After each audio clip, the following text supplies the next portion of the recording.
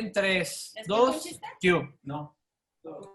Hola, ¿qué tal, amigas y amigos? Con el gusto de siempre los saluda su amigo Jorge Alberto Bojalil Soto en una emisión más de su programa Debate. Como todos los martes, pues nos encontramos aquí con ustedes, como siempre, Ignacio Guizar Marín y Francisco Romero. Y también tenemos un invitado el día de hoy, Manuel Aguilar Mora, ya ha estado con nosotros. Él es catedrático de la Universidad Autónoma de la Ciudad de México, es analista político. En algún momento fue candidato independiente a la presidencia de la República. La otra vez que lo invitamos se me pasó dar este dato. Es militante de las organizaciones políticas y sociales de izquierda desde el 68. Fue muy cercano al gran escritor y político José Revueltas. Y bueno, es uno de los representantes de México a nivel internacional. Tanto en la forma del análisis político como en la cuestión de las propuestas políticas desde la izquierda. Y bueno, tiene más de 20 libros escritos, uno de ellos El escándalo del Estado, otros El bonapartismo mexicano. Pues gracias, Manuel, por estar con nosotros. El tema del programa de hoy tiene que ver con los dilemas en torno a la presidencia de la República, los dilemas y contradicciones en torno a la presidencia de la República. ¿Tú cómo ves? ¿Existen dilemas y contradicciones respecto a la presidencia de la República actualmente? Bastantes.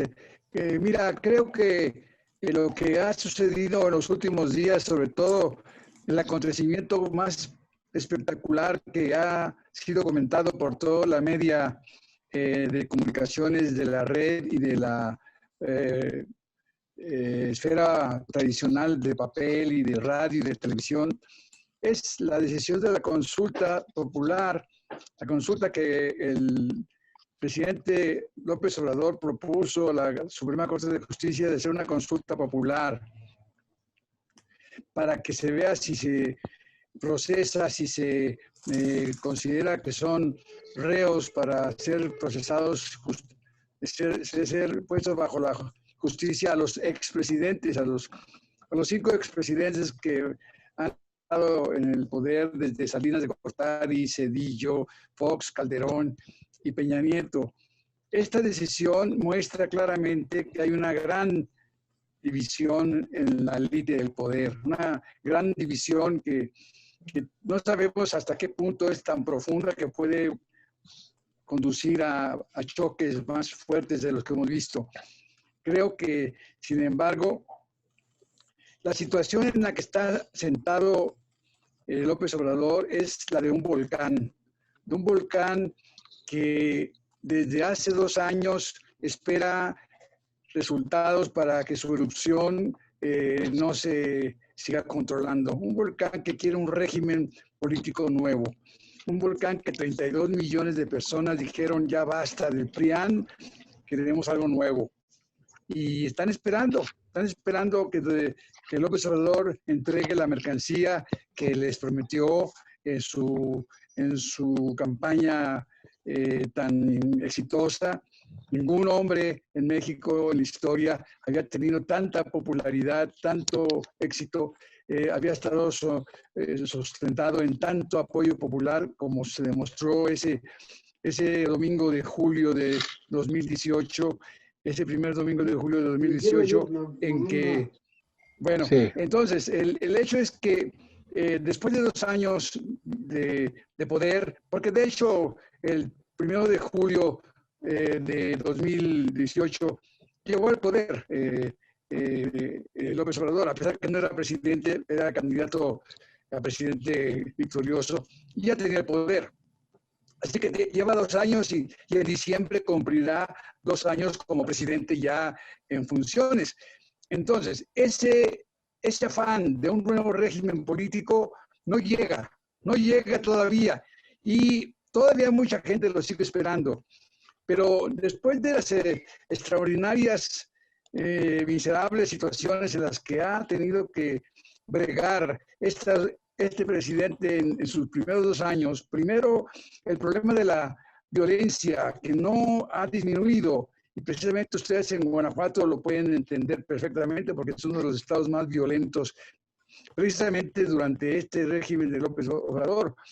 Después de que se ha visto claramente que la economía no marcha, que la torpeza de este gobierno en la operación de la economía es impresionante y estamos en una crisis como nunca la habíamos tenido en 90 años, una depresión que tiene posiblemente sin igual en esos 90 años, de menos 10%, menos 9% de decrecimiento. Y en una pandemia que no es culpa del PG, por supuesto, no es culpa de López Obrador, no es culpa de todos los gobernantes que en el mundo la están padeciendo, pero una pandemia que está erosionando a todos los gobernantes y mostrando al desnudo, balconeando al desnudo la incapacidad y la torpeza de todos estos gobernantes en las cuestiones sanitarias. Entonces, esta cuestión que estaba llegando a un punto muy importante para López Obrador hace 2 meses, un mes y medio, en que estaba erosionando su popularidad y que estaba planteando claramente que la situación se estaba haciendo cada vez más difícil, ha sido exitosamente superada por López Obrador con esta decisión de enjuiciar a los expresidentes. Es una maniobra política excepcional que le ha resultado, pero que tiene enormes problemas porque es una maniobra que no va a durar mucho tiempo, porque si siguen las cuestiones de las pandemias sanitarias, económicas, de violencia, si siguen convergiendo en un torrente de crisis múltiple, entonces algo va a pasar. Entonces, este es el punto que yo creo que podemos decir, estamos en México.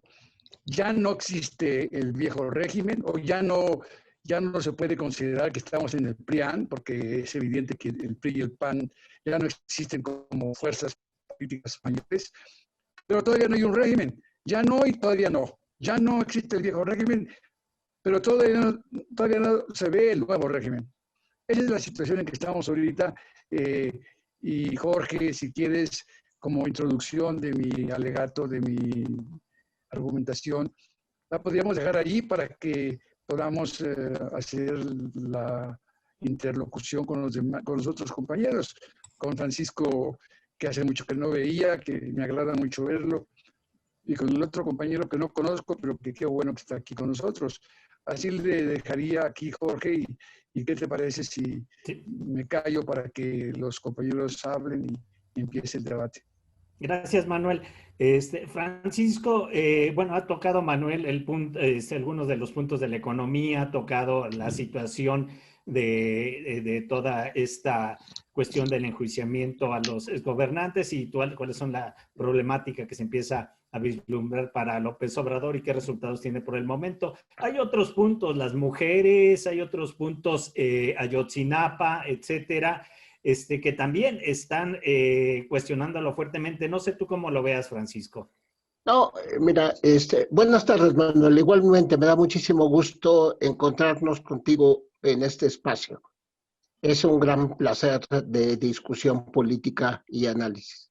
A ver, a mí me parece que tiene como muchas implicaciones la aprobación de esta consulta. Y tiene muchas implicaciones donde la figura del presidente, que está tan ansiosa de fortalecer su reconocimiento, su credibilidad y su influencia en la opinión pública, está buscando sacarle el mejor provecho. Claro que la consulta dividió muchísimo la opinión de la gente más apegada, olvídate de especialistas, de los grupos y colectivos que tienen más experiencia en la lucha del reconocimiento de los derechos humanos. América Latina tiene una historia de una defensoría del pueblo.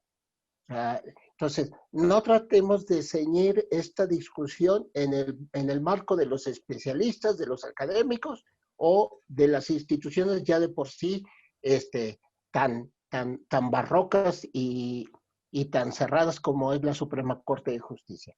Hay una historia en América Latina que trata de rescatar no solamente el derecho del pueblo a elegir a sus gobernantes, sino también a quitarlos, ¿no? Y eso es un derecho humano. ¿Qué es lo que pasa en México en concreto con esta discusión? No es solamente que nos divida, sino que polariza muchísimo la posición y refuerza mucho el discurso de Andrés Manuel. Sin embargo, no es un hombre que se caracteriza por reconocer los derechos humanos, y menos los derechos humanos de los pueblos. Si ustedes revisan su política social, es un hombre que le ha apostado a un pragmatismo muy a tabla rasa. Es decir, aquí solamente pueden venir sujetos, mujeres, grupos en lo individual. Él legitima mucho a los derechos de los pueblos indígenas y étnicos de este país. Sin embargo, el señor, al momento de definir sus políticas públicas, no conoce la visión colectiva de los pueblos, ¿no? Entonces, claro que el señor está muy ansioso de reforzar su influencia y su presencia de cara a lo que es ya el próximo año electoral. Sin embargo, hay temas que están en la agenda política y que están influyendo también para él. Tú lo mencionabas, el tema del Movimiento Nacional de Mujeres, o sea, la agenda de las mujeres está siendo lo he dicho varias veces, está siendo muy belicosa, está siendo muy propositiva, está siendo muy constructiva en el hecho de derribar, quemar o destruir todo lo que sea un vestigio de un priismo patriarcal y machista que ha establecido una sociedad de clases y de muchísima discriminación, incluso a grupos y sectores mayoritarios como son las mujeres. Y por otra parte, también está el tema de la revocación del mandato. Esta consulta popular, que yo creo que hay que también aprender a reconocerla, que fue un avance. Lo malo fue los términos que se logra esta reforma, pero hay que verla no contra la ley, sino contra la experiencia de América Latina, compañeros. Veamos lo que sucedió en Guatemala. O sea, allá el tema de la consulta y de la revocación del mandato tuvo implicaciones realmente muy fuertes que llevó a presidentes a la cárcel. Yo no creo que la consulta que se haya aprobado acá, en esa dinámica, que la reforma constitucional que se aprobó, sea realmente un avance en lo que fue el nunca más de las elecciones del 2018, de esos más de 30 millones que votaron por Andrés Manuel. No votaron por Andrés Manuel, votaron por un cambio total y radical. Es algo que no se termina de entender por los grupos políticos, pero sin embargo sí va a ser un cuestionamiento para la figura del presidente, la movilización de las mujeres, que hoy nos está marcando como toda una pauta de cómo entender la coyuntura actual. Sí, gracias, Francisco. Ignacio Guízar, ¿tú cómo ves esta situación? Dilemas y contradicciones, avances. ¿Tú cómo ves esto en torno a la presidencia? Sí, en principio yo quisiera destacar la cuestión del ejercicio del poder. No ejerce el poder. Llega AMLO, propone un gabinete y suponemos que porque propone un gabinete, los secretarios de Estado están en toda la posibilidad de actuar y de ejercer en un momento dado la ley y echar a andar el conjunto de correcciones para generar un nuevo régimen. Nada más que les quiero recordar algo. Ninguno de los gobernantes anteriores, al menos de los 4 sexenios anteriores, ha ejercido ya un poder propio. El Estado se quedó sin poder. El Estado se quedó sin ejercer el poder. ¿Por qué habría mágicamente de ejercer el poder AMLO y sus secretarios de Estado.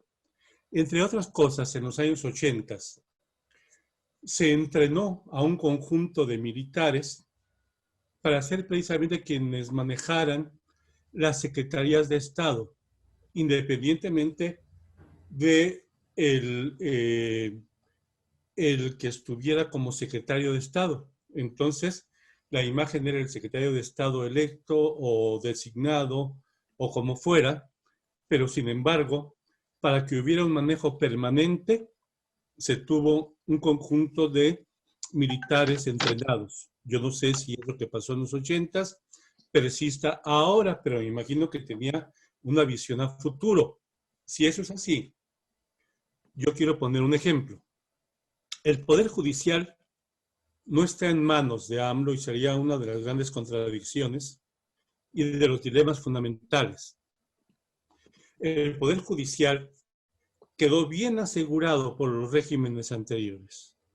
Es decir, se encargaron muy bien de que hubiera quienes pudieran en el momento del ejercicio de una demanda poder inmediatamente liberar al susodicho y en todo caso defender a todos aquellos que fueron generando el régimen anterior.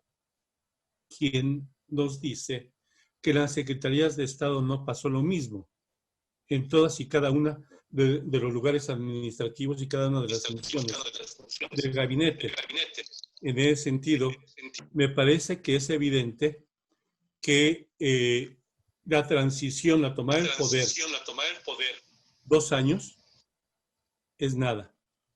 Después de que 30 y tantos años, después de que 40 años que tiene toda esta lucha donde alguien tiene que tomar el poder y llevar a la Secretaría de Estado, independientemente del secretario de Estado que esté al mando, y por otra parte las cuestiones de la corrupción se fueron tejiendo con una serie de redes en la que estaban involucrados un conjunto enorme, seguramente, de empleados involucrados, quienes eran favorecidos. ¿Qué tan fácil es deshacer esas redes? ¿Qué tan fácil es llegar y simplemente decir, pues corremos a todos los empleados de cada secretaría y todos los demás empleados son nuevos? Como se hizo, por fortuna, con la cuestión del Estado Mayor Presidencial. Se hace con el Estado Mayor Presidencial y entonces se genera otro tipo de milicia, que es la que tiene AMLO, que es el planteamiento de la Guardia Nacional. Obviamente que también era una cuestión de vida o muerte. Si estaba el Poder Judicial en manos precisamente de todos aquellos que impedían su ingreso al poder, obviamente que dejarían bien entrenados a todo el Estado Mayor Presidencial para liquidarlo en el primer momento que fuera necesario. Él tenía que deshacerlo. Y me pareció una manera muy inteligente deshacerlo y empezar a crear otro tipo de mentalidad en una policía militar como parece ser que es la Guardia Nacional. Entonces, aquí en ese sentido hay un conjunto de contradicciones, es verdad. Un conjunto de contradicciones que no dependen exactamente de la inteligencia de AMLO y de la inteligencia de su estado, de su gabinete presidencial. Aquí estamos en una estructura tan penetrada de la corrupción durante tantos años y de un conjunto de intereses que escapan a lo nacional y tienen que ver con un conjunto de intereses internacionales como para que la lucha, la llamada guerra del agua que comienza en los años 90, precisamente tuvieran todo un proyecto en el mundo para desvirtuar el poder de orden de los estados, el poder presidencial de toda la América Latina, ¿por qué ahora se podría recuperar en 2 años? Cuando eso lleva 30 años jugándose, 30 años desacreditando, y entonces estaban muy felices recibiendo la corrupción, el montón de funcionarios públicos de los anteriores regímenes. Entonces, ahora, quien llega ahí como director, ¿quién dice que puede controlar a esa masa de empleados, burócratas, que estaban acostumbrados a toda esa corrupción? Así como no podemos de ninguna manera decir, pues resulta entonces que se puede manejar a la prensa y entonces, no. Esos que se les llama chayoteros, pues siguen siendo chayoteados por quienes los llevaron allá, por los poderes económicos y que habían cooptado el poder. Que ahora el dinero no salga del Estado es una cuestión diferente. Pero, por otra parte, toda esa cuestión está influyendo, que es otra de los dilemas y contradicciones de esto, en el asunto de la opinión pública, en el manejo maquiavélico de la opinión pública, como decir, yo soy uno de los 95% que no acepta a AMLO. Entonces, de verdad 95%, si solamente votamos entre todos los votantes, no más del 40% de la población. Entonces tampoco podemos decir que un 95% está en contra de AMLO, porque 30 millones de personas votamos por AMLO, por el cambio, porque ustedes tienen razón en hablar del cambio. Pero en este caso, todo este manejo de mentiras, todo este manejo de juegos, es algo con lo que se enfrenta el sistema actual. Estoy de acuerdo con algo que me parece interesantísimo. AMLO jamás prometió socialismo. AMLO no es socialista. Él prometió luchar contra la corrupción. Y me parece que el intento y la intención están ahí en forma franca.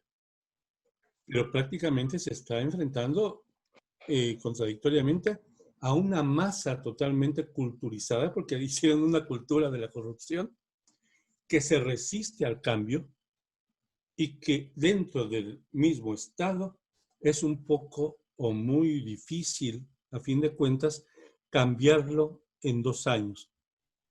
Yo decía en el programa anterior, a lo mejor nos puede llevar de 20 a 30 años un cambio de esta naturaleza. Entonces, esa contradicción va a persistir los siguientes 4 años. Sin embargo, obviamente el problema de la contragolpista está con toda la intención de echar abajo todo para volver a retomar con sus mismas redes, con sus mismos servidores, con sus mismos esclavos, a retomar el poder. Decimos, pues ya no existe el PRIAM, pero nomás recuerden algo. Ellos se llevaron todo el dinero del petróleo. Dinero sí tienen para contratar sicarios. Dinero sí tienen para hacer ejércitos que pudieran en un momento dado, por ser pagados, tener una contra de orden militarizado en contra del Estado. No menospreciemos decir que son pocos, porque con poco también tienen mucho dinero y pueden generar y están generando todas esas contradicciones sociales que se están generando. Entonces, yo no quisiera pedirle peras al olmo. Yo no quiero pedirle a AMLO lo que no prometió, en el sentido de que no prometió el cambio de régimen hacia el socialismo, que nosotros quisiéramos equidad, esa es otra cosa, que nosotros quisiéramos igualdad en cuanto a la cuestión del trabajo, el cobro, el salario, etcétera, toda la cuestión de protección social, médica, de seguridad social y demás, cuando todo estaba propuesto y trabajado, como se puede leer en esos investigadores periodistas que han estado en la investigación de todo lo que pasó en los anteriores regímenes. Resulta que se sabe evidentemente que incluso los gobernantes de México pagaron el crecimiento de los cárteles mexicanos, los cárteles de la droga. Entonces, ¿por qué tendríamos que esperar que esto cambie de inmediato o que la violencia se termine de inmediato? ¿Con qué ojos, divina tuerta? Y gracias, Ignacio. Manuel, ahorita, bueno, Ignacio ha estado planteando las dificultades que se presentan desde la oposición, desde estos grupos de poder tradicional que siguen manteniendo poder, lo cual impide a López Obrador hacer una transformación. Pero aquí la pregunta sería, ¿realmente López Obrador es alguien diferente a ellos o es... que está buscando una transformación profunda, o siguen siendo parte del manejo y del control de la situación? Jorge, yo creo que aquí está la clave. El compañero Agustín, ¿verdad? Se llama Agustín. No, Ignacio Guizar. Ignacio. Ignacio Guizar, sí. El compañero Ignacio es muy realista y muy pragmático, y en efecto dice, pues López Obrador no puede cambiar todo de repente, ¿no? Pero el problema que tiene López Obrador es que 32 millones de votos quieren que cambie pronto, no quieren seguir en la misma situación. La contradicción no está entre Manuel Aguilar y López Obrador. La contradicción está entre López Obrador y 32 millones, de los cuales todavía una gran mayoría, no todos, pero ya una gran mayoría, porque evidentemente comienza a haber desafectos, comienza a haber desilusionados, pero una gran mayoría sigue esperando de él el cambio. Y el cambio tiene que ser rápido. No se puede hacer un cambio lento, paciente, con una situación como la que él mismo ha descrito, de poderes que todavía están debilitados, pero siguen siendo muy poderosos. A esos no se les puede cambiar poco a poco, porque simplemente están esperando la forma para volver. Entonces, esa es la clásica concepción que hay desde las épocas de hace más de 100 años entre reformistas y revolucionarios. Es decir, los reformistas, que son los que a los que se refiere Ignacio cuando argumenta de que cómo es posible que sea creíble pedirle a López Obrador que cambie todo rápidamente, después de tantos años y después de que siguen siendo muy poderosos. Ese argumento precisamente es el que va en favor de los revolucionarios. Los revolucionarios evidentemente somos más realistas, sabemos que es imposible cambiar a esos poderes tan poderosos en forma fácil. Sabemos que es imposible hacerlo rápidamente. Por eso sabemos que estamos en minoría. Por eso estamos esperando que poco a poco, ahí sí poco a poco, la gente se vaya dando cuenta que las tácticas dilatorias, las tácticas negociadoras, conciliadoras de López Obrador, de Morena, son tácticas que simplemente alejan el problema, alejan la solución y la hacen más complicada. Por ejemplo, Morena, ¿qué es Morena? Morena es un partido que está dirigido por antiguos priistas, antiguos perredistas, que un dirigente como Muñoz Ledo, que tiene ya 90 años, o va para allá,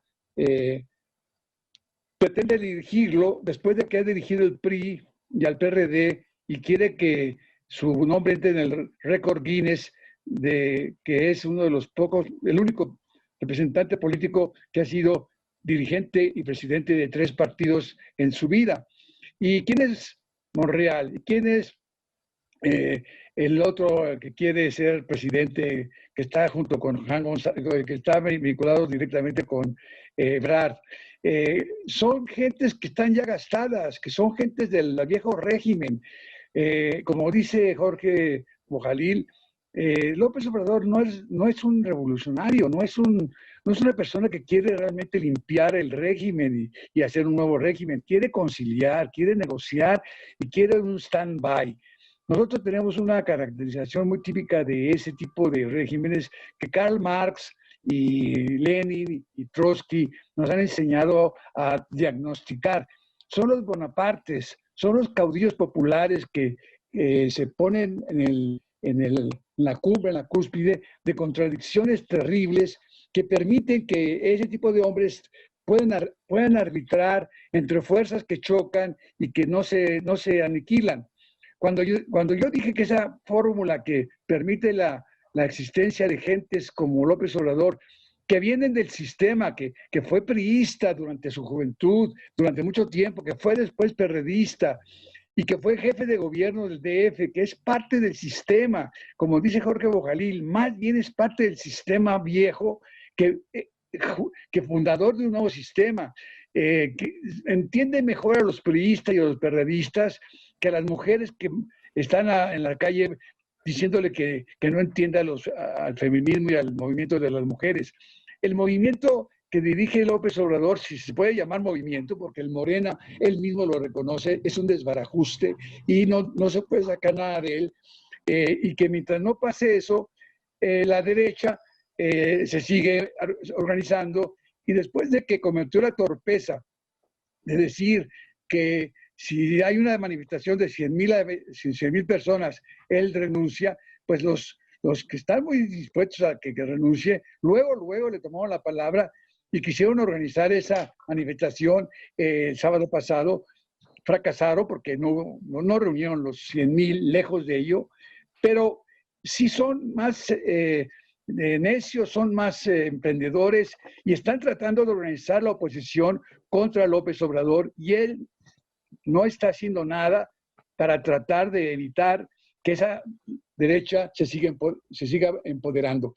Sigue siendo partidario de una política de hacerle el juego a los grandes capitalistas, Slim, Salinas Pliego, seguir aliado de lo que él mismo llamó en un momento la mafia del poder, para que su gobierno se mantenga.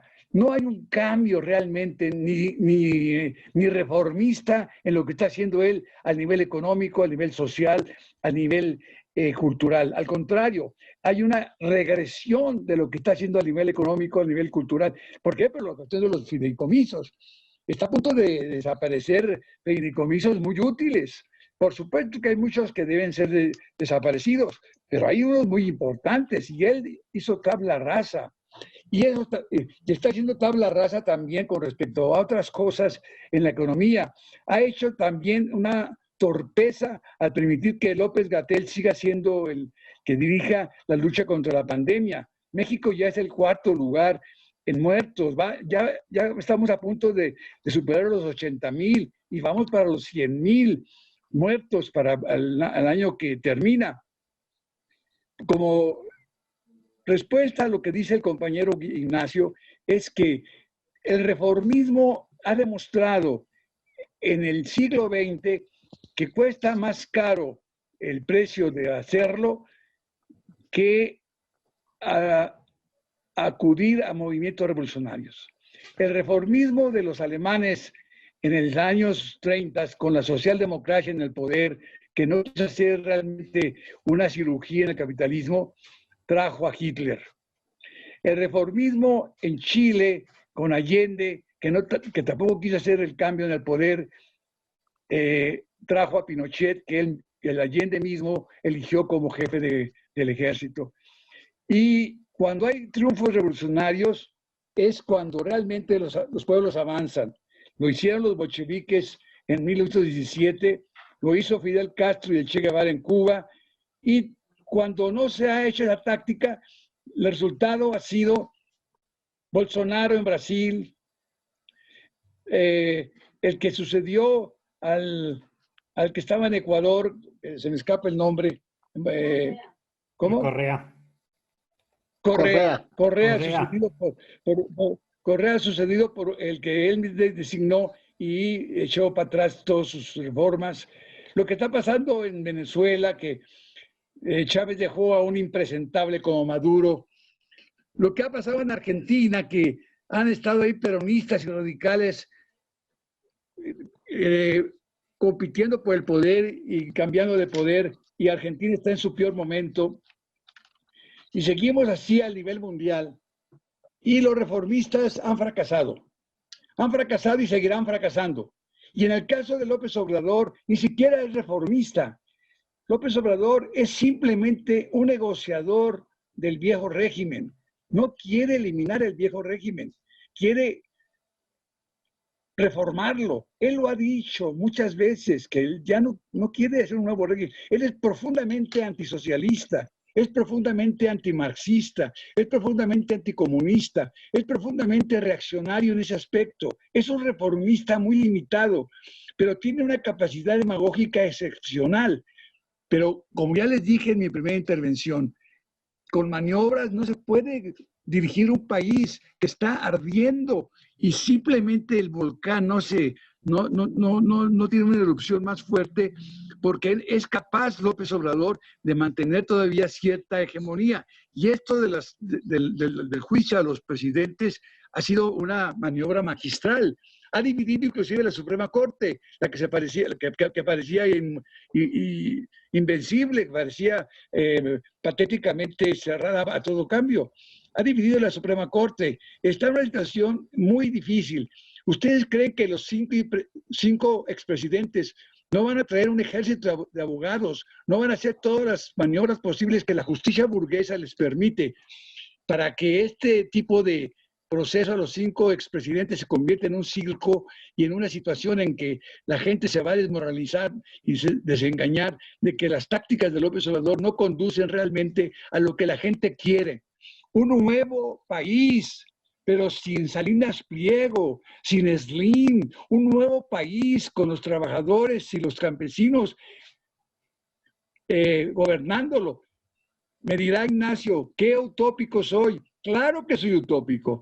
Sin utopía no puede avanzar la humanidad, ya lo ha dicho muchas veces. Galeano lo dice en sus libros.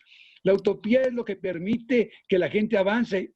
Pero en México no es utópico construir un gobierno nuevo, porque la gente lo quiere. Simplemente hay que comenzar a cristalizar en una plataforma adecuada para que esa gente entienda y supere el pantano y la crisis de inmovilidad y de más de lo mismo que es la 4T que ha fracasado, que ya fracasó.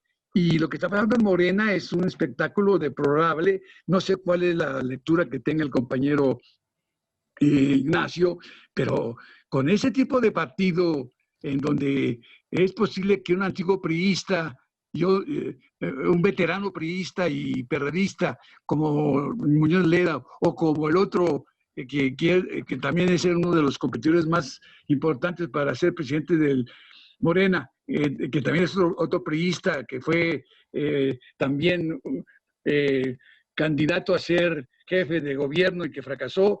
Todos estos son cartuchos gastados que no pueden ser de ninguna manera tabiques para un nuevo régimen. Lo que estamos viendo con López Obrador es la remodelación, el reacomodo, la empresa de tratar de que el viejo sistema siga vigente, pero no haya realmente una vocación, un interés, una estrategia de hacer un nuevo sistema. E insisto, los 32 millones que votaron por López Obrador, y Ignacio debe reconocer, quieren un nuevo régimen. Y ellos no son para nada partidarios de argumentaciones sofisticadas de académicos, de políticos muy endurecidos, que les vengan a decir que espérense, no se puede hacer la situación rápida. Hay 50 años atrás. Exactamente lo que ellos dicen, ya estamos hartos de que vengan otros. ¿Cuántos años más nos quieres dar, López Obrador? ¿Otro sexenio más de lo mismo? Ese es el problema en que están los compañeros y compañeras que siguen aceptando una política conciliadora, negociadora, como es la de López Obrador, con los viejos miembros y con las viejas mafias que él mismo definió como mafias del poder. Entonces, esa es la gran contradicción, que si no se arregla y si no nos preparamos para evitar que lleve a la vuelta del poder de esas viejas mafias, que en efecto, ahí coincido completamente con Ignacio, están preparándose para volver, pero si no los liquida López Obrador, pues con más razón van a volver. Hay que liquidarlos, hay que eliminarlos. ¿Y cómo los pueden eliminar? ¿Y cómo los podemos liquidar? Con movilizaciones, convocando a que los trabajadores comiencen a autogestionar las fábricas, a que impidan los desempleos, que impidan que los médicos y las enfermeras sigan luchando contra la pandemia con los instrumentos tan precarios que les da el sistema de salud mexicano. Todo eso hay que cambiar. Y si no se hace rápidamente, va a volver. En efecto, ahí coincido totalmente con Ignacio, que el viejo sistema no ha muerto y que va a volver cuando tenga la oportunidad. Y si no hacemos que muera y lo liquidamos, claramente va a volver. Y la política de López Obrador no es para liquidar y para aplastar ese viejo régimen para siempre. Está más bien en una política de negociación y de conciliación con ese viejo régimen. Bien, Manuel, gracias. Francisco, ¿tú qué opinas de esto? ¿Contradicciones, dilemas? Yo sí, bueno, yo sí creo que sí hay como una serie de contradicciones y dilemas fuertes. Primero, ¿esta consulta popular realmente representa una expresión de la voluntad popular? No. O sea, sin embargo, el contenido y sentido de lo que debe ser una consulta popular, sí es importantísimo que se gane, que le haga sentido a la gente, que la gente pueda encontrar en este tipo de expresiones parte de su capacidad de participar en las decisiones fundamentales del país. El tema es en manos de quién está la consulta, en manos de quién y los términos en los que se está. O sea, sí la gente está harta de este régimen, sí la gente está harta de todo lo que pasa en el país, pero realmente la pregunta y la consulta que se va a hacer apunta a que los presidentes puedan ser enjuiciables. No es cierto. O sea, la pregunta es realmente algo muy barroca, muy difícil. O sea, ¿estás de acuerdo o no en que se lleve a cabo las acciones pertinentes con apego al marco constitucional y legal para emprender acciones de esclarecimiento de las decisiones políticas tomadas en años pasados por los actores políticos encaminados a garantizar la justicia y los derechos de los posibles víctimas? Es una pregunta totalmente difícil, muy alejada de una expresión de voluntad popular, ¿sí? Y más se hace difícil y toma esta doble lectura de ser un dilema y contradicción porque al final de cuentas nos dan gato por liebre. O sea, la gente sí está decidida porque sean enjuiciados, pero esto no nos garantiza que los presidentes vayan a ser enjuiciados, ¿sí? O sea, entonces, el otro tema de esta reforma constitucional y que incluyó la revocación del mandato, que implica la figura del presidente también como tal, nos reconoce a la voluntad, a esos 32 millones que votaron por un nunca más, la posibilidad de poder revocar el mandato a una figura presidencial y decir, no, no eres tú quien decide, somos nosotros. Yo creo que no es así. O sea, seguimos siendo, estamos inmersos todavía en un régimen que no, o sea, coincido con Manuel en el sentido de que dice que es un régimen. Perdón, creo que tenemos un problema técnico. Yo creo que tiene el presidente, cómo está haciendo su mandato, poder colocarse como la persona de mejor referencia para la sociedad. Totalmente de acuerdo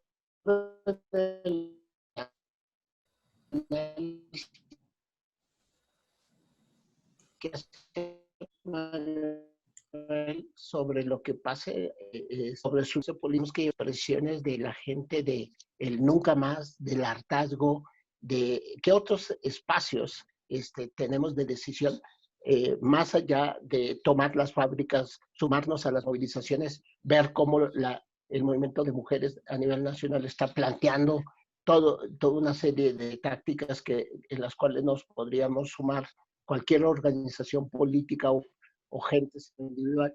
Sin embargo, no hay de un movimiento nacional que pudiera ir sumando un frente nacional que realmente apunte a una etapa de transición y que pueda favorecer cambios más estructurales. Yo nada más el público, el único estatal que votó en contra de la consulta popular y de la revocación del mandato.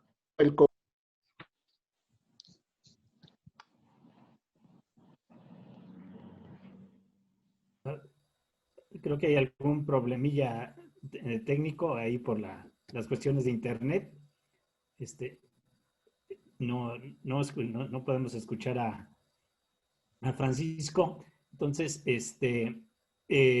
Nacho, quisieras decir algo rápidamente. No sé si tengas que retirarte en un momento, pero quisieras decir algo. Sí, me tengo que retirar. Sí. Pero quiero expresarle mi admiración al maestro Manuel. Estoy totalmente de acuerdo con lo que usted plantea, don Manuel. Creo que es importante distinguir entre lo que puede ser precisamente lo que sería la transformación o la reforma o una revolución. Esto no es una revolución. Y creo que usted claramente nos ha explicado que tampoco es una reforma.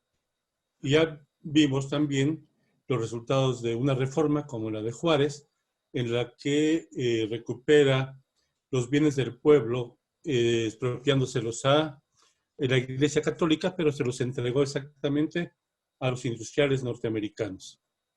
¿De qué sirvió la reforma? Sirvió para que hubiera otros dominantes más fuertes, ¿no? Pese, y sé que muchos juaristas van a enojarse con lo que digo, ¿no? Pero evidentemente ahí la reforma sirvió simple y sencillamente para entregar los mismos bienes de capital al extranjero, ¿no es cierto?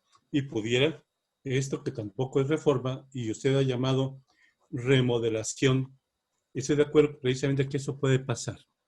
El problema con respecto al asunto revolucionario que en México,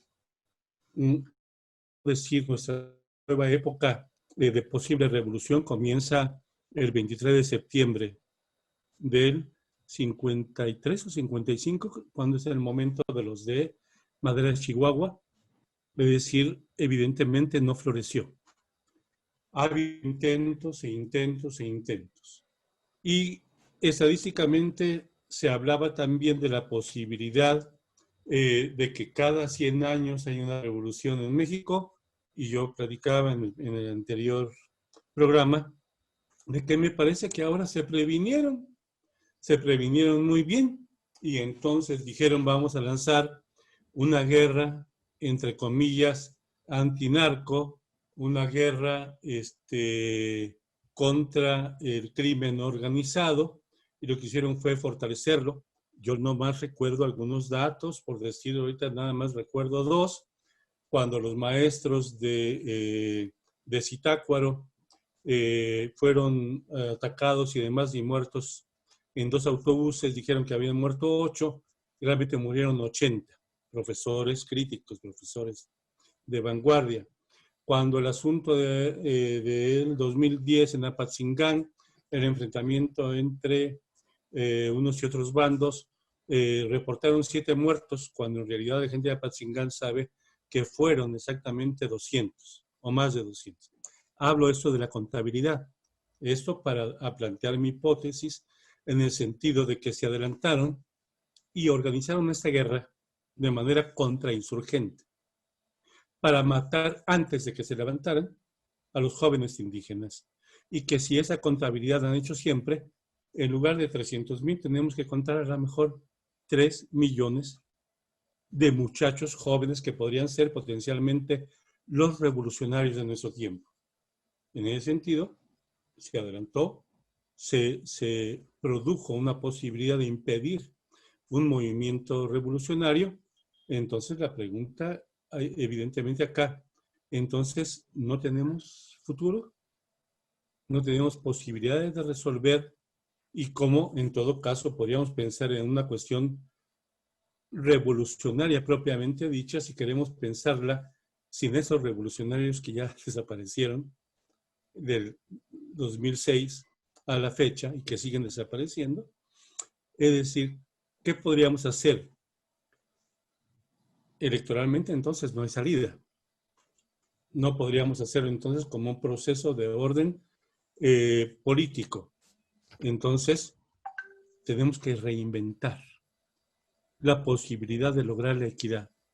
la posibilidad de lograr la justicia, la posibilidad de lograr una posibilidad de una vida nueva, perdón que me tengo que retirar, pero entonces parecería que esas contradicciones evidentemente van a volver a desembocar en lo mismo que logró Madero, en que llegue en Huerta y haga exactamente lo mismo, en que llegue un Pinochet y nos tenga esclavizados 30 y tantos años. Disculpen que me tengo que retirar a trabajar. Que estén muy bien. Espero ver el programa completo para escuchar sus opiniones. Sí, Gracias. bien, pues vamos ya a las conclusiones. Gracias, Ignacio. Estamos terminando por el tiempo. Manuel, ¿tú qué nos pudieras decir de todo esto que se ha ahorita comentado?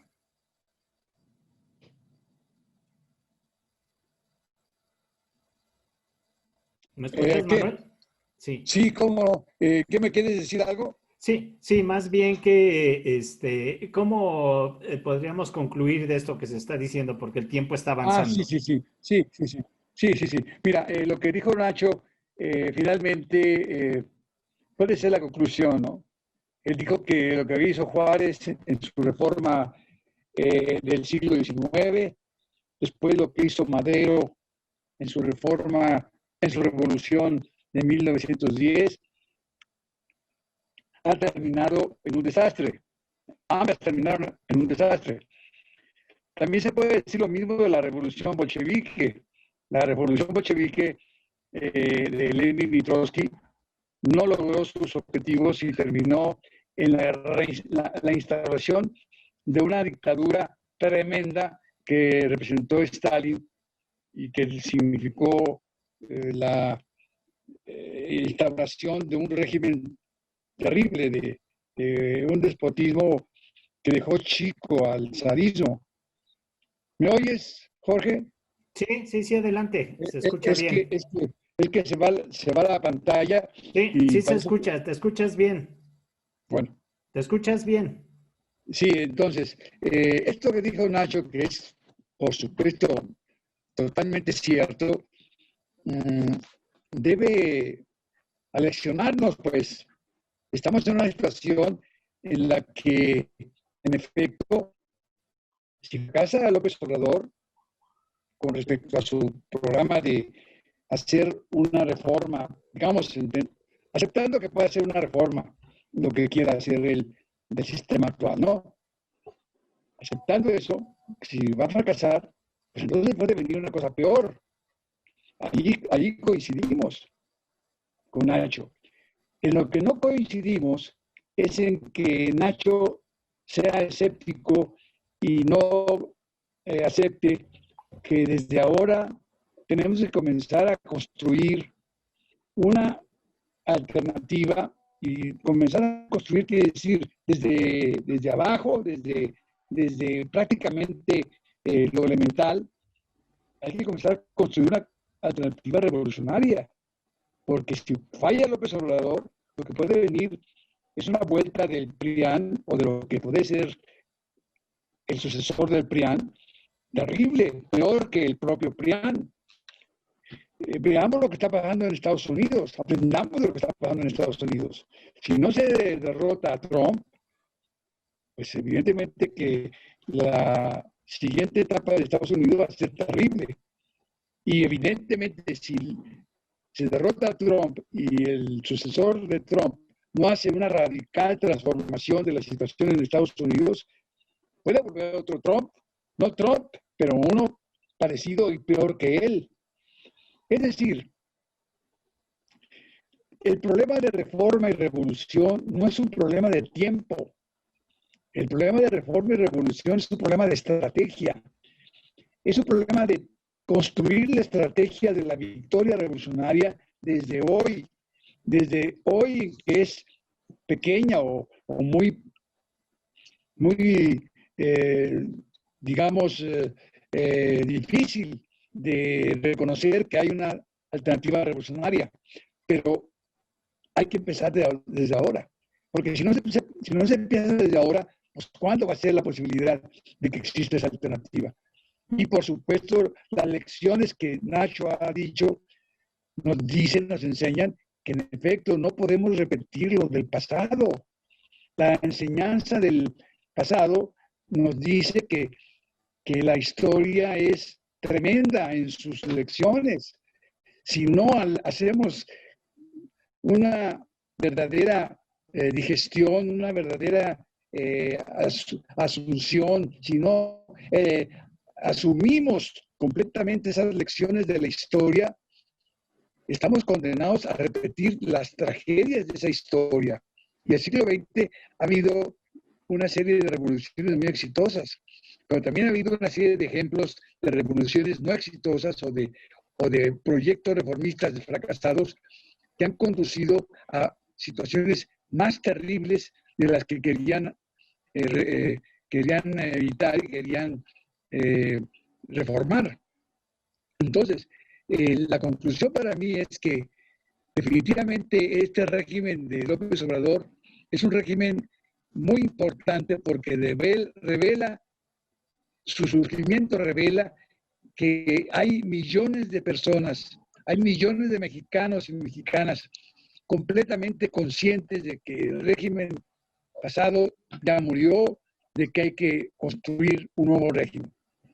Pero hay que construirlo con nuevos tabiques, con nuevas fuerzas, no con los mismos tabiques y las mismas fuerzas de ese viejo régimen, de los residuos de lo que logró salvarse del viejo régimen. Hay muchos priistas, hay muchos panistas, hay muchas tradiciones que todavía están vigentes en lo que se considera es la cuarta transformación. Ahí tenemos el ejemplo de Morena. Ahí está el ejemplo de Morena. Se están peleando por los puestos. No están peleando para ver qué pueden hacer para que la cuarta transformación triunfe. El propio López Obrador lo dijo claramente. Esto es una verdadera tontería. Están en una situación, es una majadería lo que está pasando con Morena. Entonces, la lección debe ser muy clara.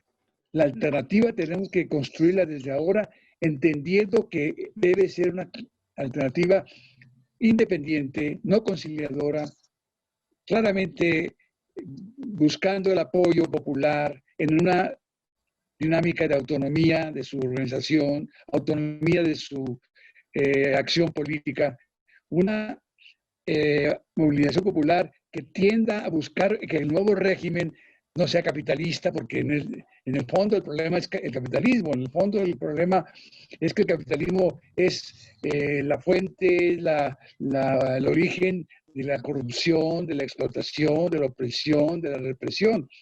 Entonces tiene que ser un movimiento anticapitalista, un movimiento feminista, un movimiento internacionalista, porque como estamos viendo en América Latina, en Estados Unidos, los problemas que tienen esos pueblos son muy parecidos a los nuestros. Por eso tenemos que unirnos a ellos. Y además en Estados Unidos hay muchos mexicanos que evidentemente estarían dispuestos a unirse a una transformación de México y a su vez serían los primeros que nos pedirían que los mexicanos seamos solidarios de una transformación que se haga en Estados Unidos. Esta concepción de la estrategia revolucionaria es la que yo diría debería ser la que debemos propagandizar mientras seamos una minoría que no pueda llevarla a la práctica. Pero sabiendo que son concepciones muy férreas, muy macizas, muy dignas, yo sé que estas concepciones nos pueden llevar a la victoria. Esto es lo que yo podría decir a lo que dijo finalmente Nacho, al que respeto mucho por sus posiciones honestas, pero que yo no coincido para nada a lo que considera él la estrategia que debemos seguir. Gracias, Manuel. Francisco, ¿cómo concluirías tú? ¿El retorno podría llevarnos también a una especie de fascismo o algo muy peligroso cercano al fascismo y una antidemocracia más profunda? A manera de conclusión, luego de compartir este debate con dos excelentes compañeros como es Nacho y Manuel, sus planteamientos los comparto en buena parte. Sin embargo, me parece importante que algo de lo que no hicimos mucho énfasis en nuestras participaciones es entender cómo se está expresando esta masa colectiva, este movimiento espontáneo colectivo que votaron en el 2018 por un cambio que estaba sobre la base de nunca más un Estado autoritario, un Estado represor, un Estado basado en la figura de un hombre o de un partido de Estado.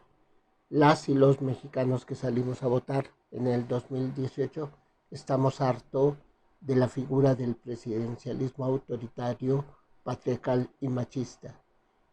Hoy la coyuntura que nos propone las próximas elecciones mediadas por una doble consulta popular, por una parte el enjuiciamiento a los presidentes y por otra parte la revocación del mandato, eso, si bien no es una expresión popular, mayoritaria y que realmente implique la posibilidad de un enjuiciamiento a los presidentes, sí nos da la oportunidad para que el movimiento empiece a tomar cuerpo y empiece a tomar fuerza en una voluntad colectiva que se va a expresar no solamente en las elecciones, sino en la exigencia de que el alcance de esa consulta pública no se quede en el formato que hoy se logra, sino que pueda llevar al enjuiciamiento de los presidentes.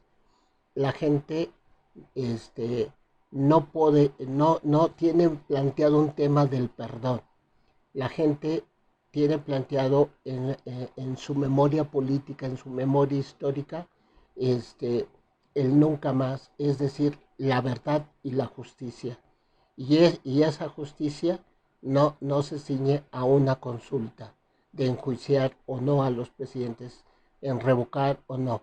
Esa justicia se ciñe en un cambio, y en un cambio que buscamos todos y todos los mexicanos. Por eso yo creo que sí es importante seguir debatiendo sobre este movimiento nacional y que hoy se está expresando en un respaldo sí a esa consulta, pero no es en esa consulta como se aprobó por la Suprema Corte de Justicia, sino en un enjuiciamiento, en una comisión realmente de la verdad que vaya al fondo del asunto y que podamos conocer cuál es la verdad sobre la gestión de los presidentes en este país. Francisco, pues muchas gracias y estamos en comunicación. Gracias a ti, Jorge. Muy amable. Hasta Sí, luego. gracias. Buenas noches. Hasta luego. Gracias.